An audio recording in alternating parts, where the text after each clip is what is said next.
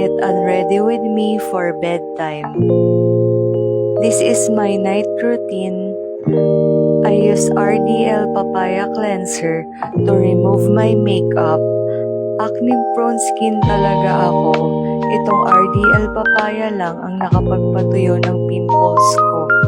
Nakakalinis, nakakaputi ng face, at nakakakinis. Mura lang siya at nakakakinis pa ng face. Itong pag-cleanser ng RDL Papaya ang first step sa aking night routine.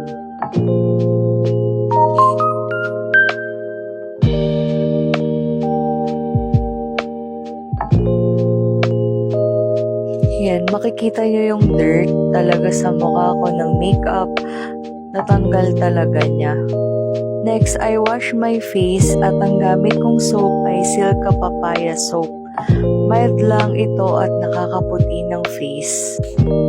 The last part, I use Lux Organic Soothing Gel with snail secretion.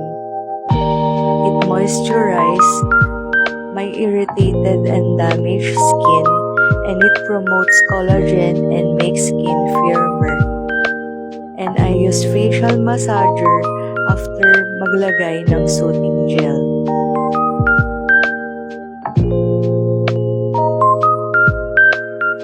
As we get older, nagsasag ang skin natin, kaya need natin ng facial massager. Paggamit ko nito ay instant lift sa face ko at nakakabawas ng wrinkles. Instant lift talaga siya dahil napopromote nito ang blood circulation sa ating face. Nakaka-smooth din talaga siya at instant lift ang effect niya.